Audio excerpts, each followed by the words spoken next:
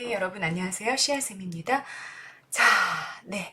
오늘은 한용운의 해당화라는 작품 같이 공부해 보도록 하겠습니다. 해당화 하면 여러분 꽃이죠. 꽃의 이름인데요. 해당화라는 꽃을 가지고 한용운이라는 작가가 어떤 말을 하고자 했는지 같이 한번 들여다보도록 하겠습니다. 자, 본문 먼저 그냥 들어가 볼게요, 여러분. 본문을 읽으면서 어떤 것들을 독해해야 되는지 이런 것들을 선생님이랑 같이 잡아보길 바라겠습니다. 문제는 먼저 풀어보신 거죠? 여러분 수능 특강 현대시 1강에 있는 작품 같이 보는 겁니다. 네, 본문 보겠습니다. 당신은 해당화 피기 전에 오신다고 하였습니다. 봄은 벌써 늦었습니다. 봄이 오기 전에는 어서 오기를 바랐더니 봄이 오고 보니 너무 일찍 왔나 두려워합니다. 자, 여기까지 한번 보시죠.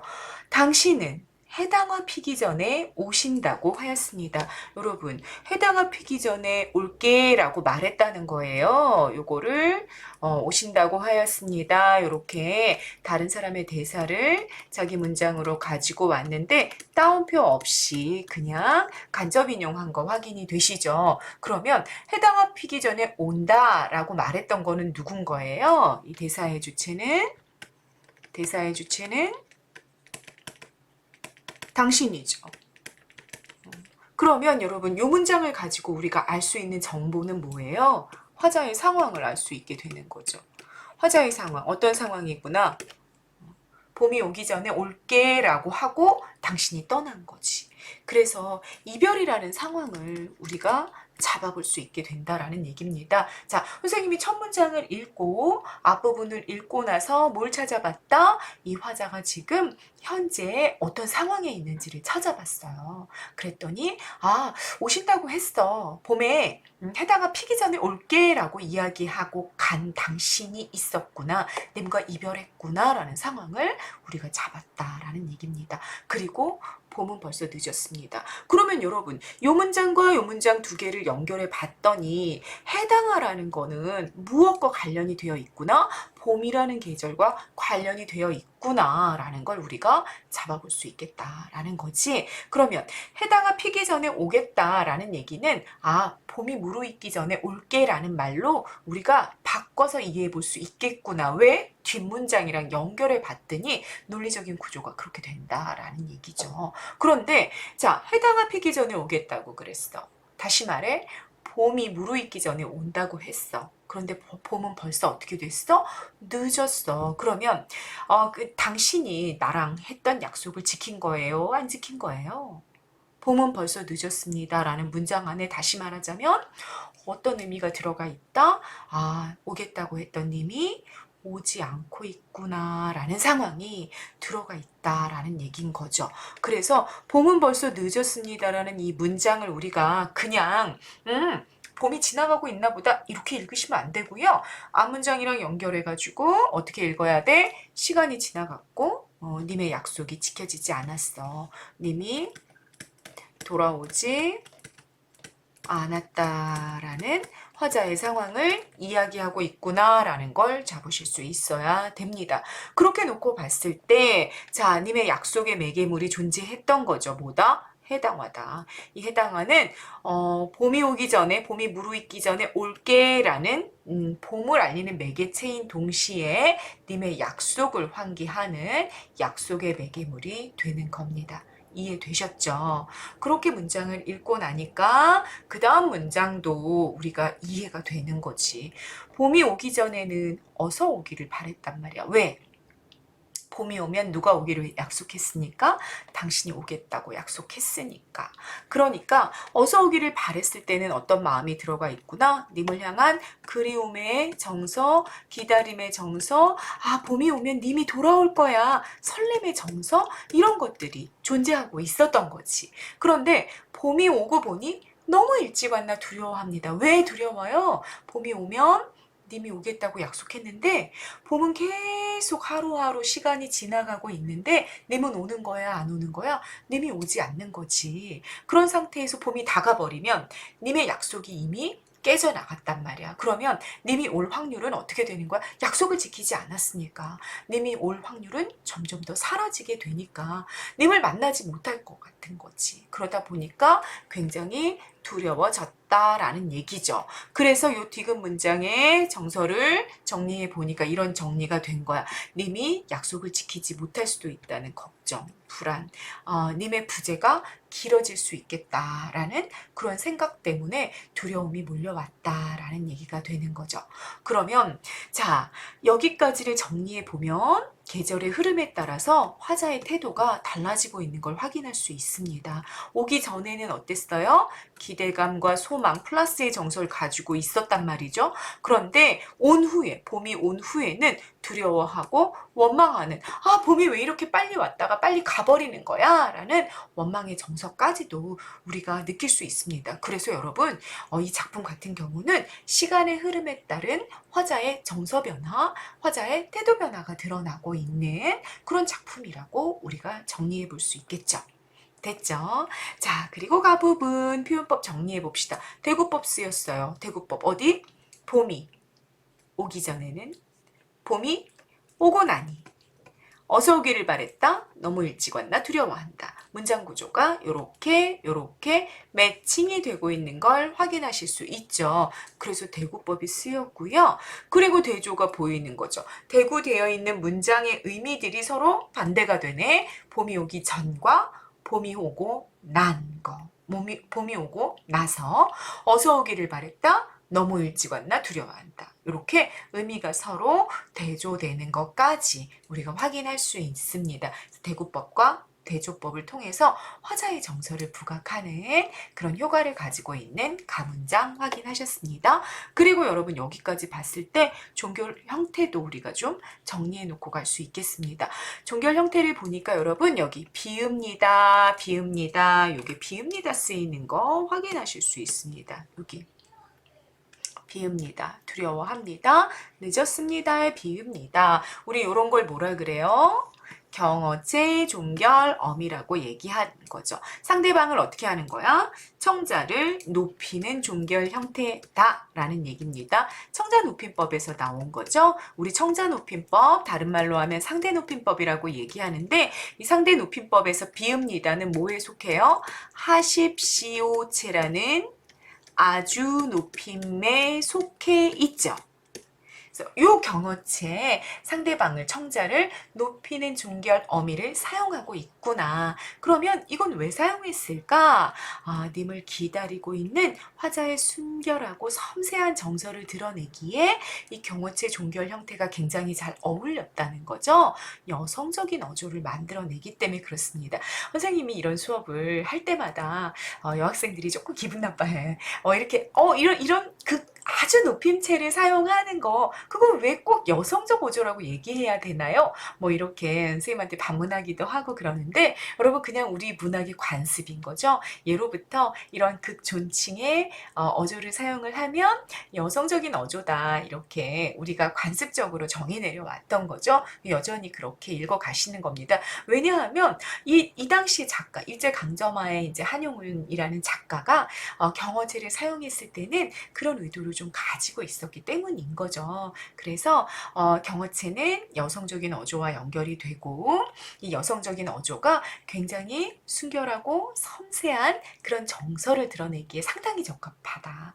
또 지고지순한 사랑의 마음을 드러내기 아주 적합한 그런 종결 형태였던 거죠. 그래서 그 어조를 사용하고 있다라고 정리하고 가시면 되겠습니다. 그리고 여러분 또 비읍니다는 하십시오체라는 상대 높임법에서 왔다 이렇게 얘기했잖아요. 상대 높임법, 이 상대라는 건 다시 말하자면 청자를 말하는 거고, 그러면 이 경어체를 사용하고 있다라는 거는 이 시 전체가 어떻게 하고 있다라는 거예요. 상대방을 염두에 두고 청자를 염두에 두고 청자를 염두에 둔 말 건네는 어조를 사용하고 있다라는 것도 우리가 이해할 수 있죠. 왜? 다시 정리하자면 비읍니다라는 이 종결 형태는 뭐기 때문에 청자를 높이는 그런 경어체 종결 형태이기 때문에 이걸 사용했다라는 건 이 사람이 청자를 염두에 두고 이야기하고 있다. 따라서 말 건네는 어조가 사용이 됐다라고 이야기하는 겁니다. 그렇지만 여러분 우리가 주의하고 가야 될 것은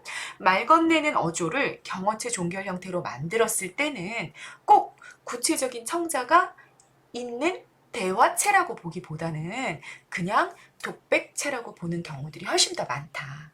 요거를 좀 염두에 두고 가실 필요가 있겠습니다. 자, 구체적인 청자가 물론 있어요. 누구를 향해 말하는 거예요? 당신을 향해 얘기하는 거겠죠. 그렇지만 여기에 우리가 청자를 염두에 두고 이 화자가 말을 하고 있고 당신이라는 청자를 향해서 아주 섬세하고 여성적인 경어체 종결 형태를 사용하고 있긴 하지만 그러나 그 청자와 대화를 나누고 있느냐? 그건 아닌 거지. 그 청자는 그냥 듣고 있지도 않고 여기 존재하고 있지 않잖아. 그냥 그 청자에게 뭐를 하고 있어? 마치 그냥 편지를 쓰고 있는 것 같은 느낌인 거지. 따라서 이거는 그냥 뭐로 봐야 된다? 대화체라기보다는 독백체라고 보는 것이 훨씬 더 적합하다. 그 얘기입니다. 무슨 말인지 이해가 되시나요? 우리가 말하자면 일기를 쓴다거나 내가 먼저 어떤 글을 쓸 때 우리가 그냥 어떻게 할 수 있는 거예요? 마치 상대방이 있는 것처럼 경어체의 종결 형태를 사용하지만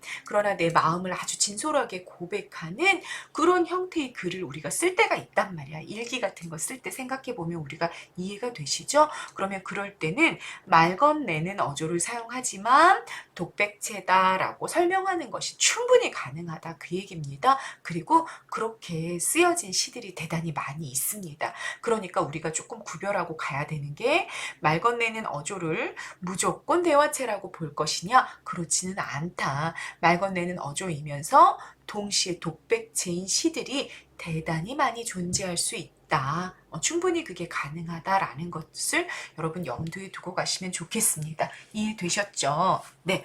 그런데 이제 말 건네는 어조를 사용을 하면 학교에 따라서는 내신을 공부하시는 분들은 이거 말 건네는 어조니까 대화체야. 여기 청자는 당신이야. 이렇게 선생님들이 정리해 주실 수도 있죠. 그러면 그럴 때는 그래 뭐 그렇게 이해하고 가도 되겠습니다. 그런데 우리가 이 일반적으로 모의고사를 치르거나 수능을 준비한다 그러면 말 건네는 어조를 100% 대화체랑 연결하는 거는 무리가 있다 정도로 좀 이해하고 가시면 되겠습니다. 됐죠? 네.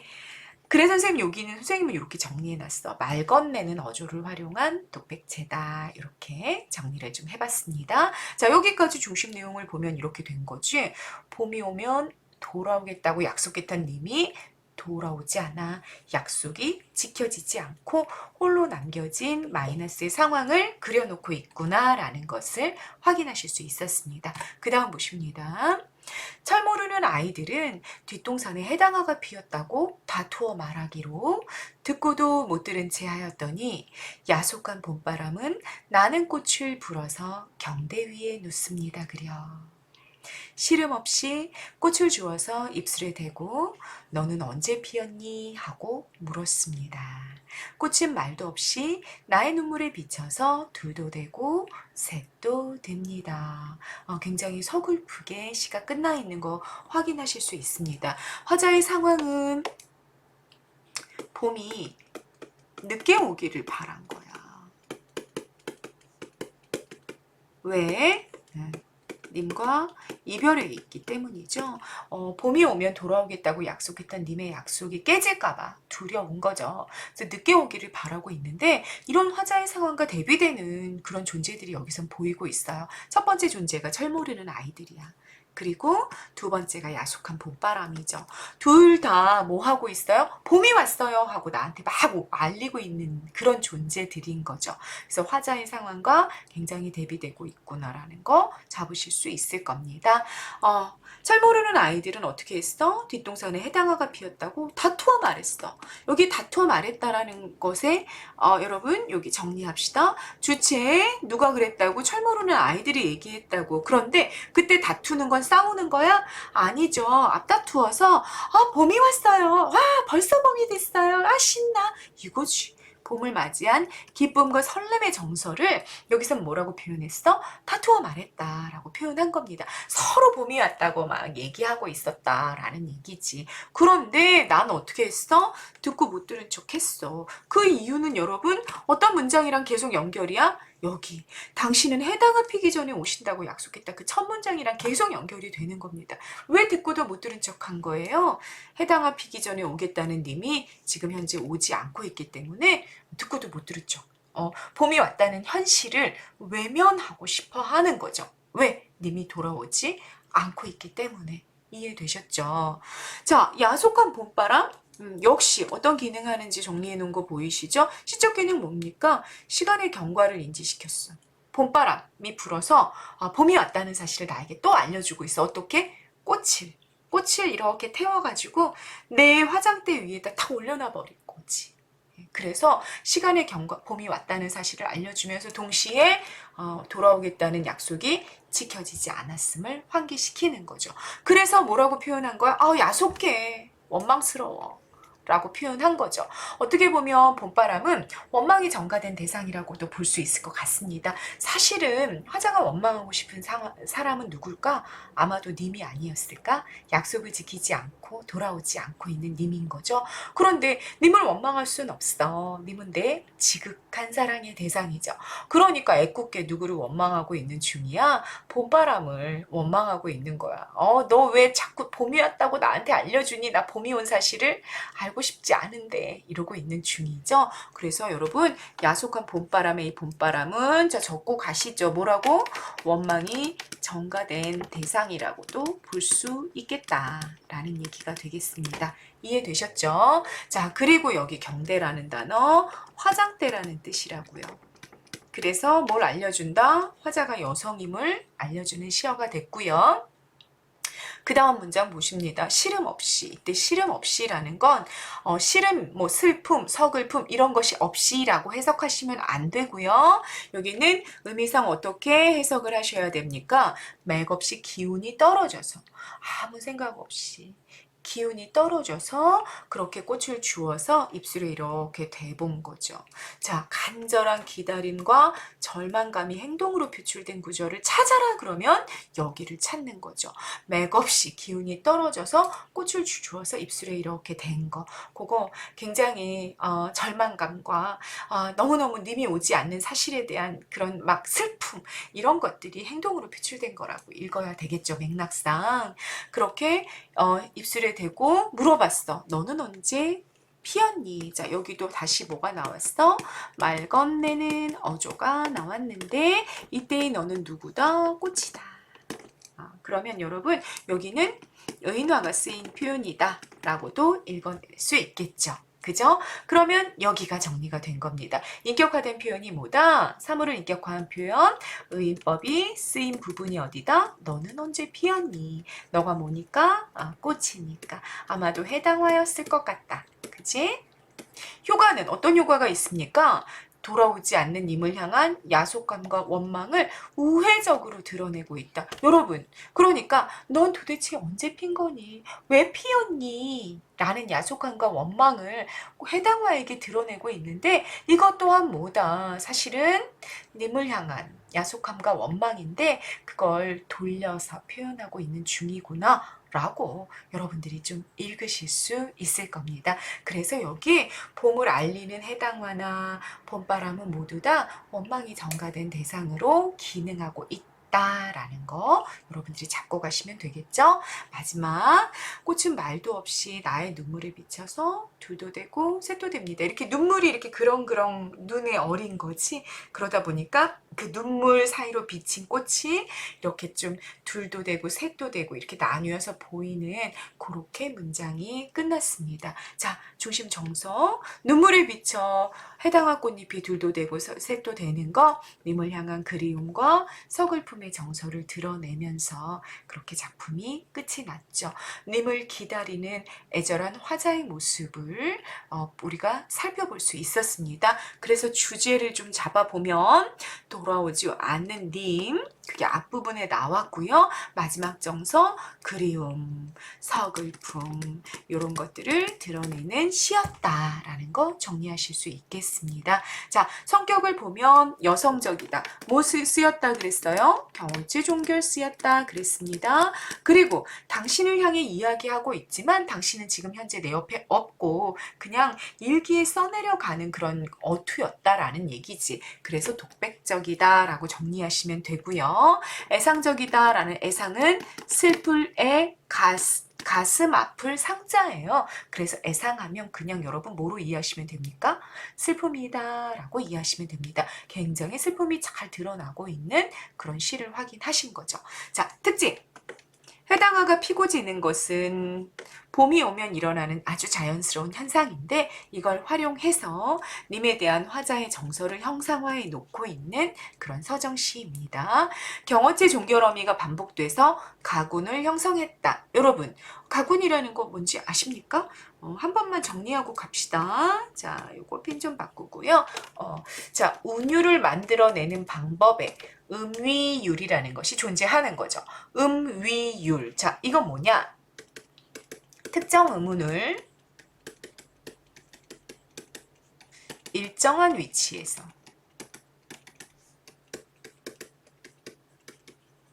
반복해서 운율을 만들어내는 겁니다. 리듬을 만들어내는 방법이에요. 그래서 여러분, 자, 보세요.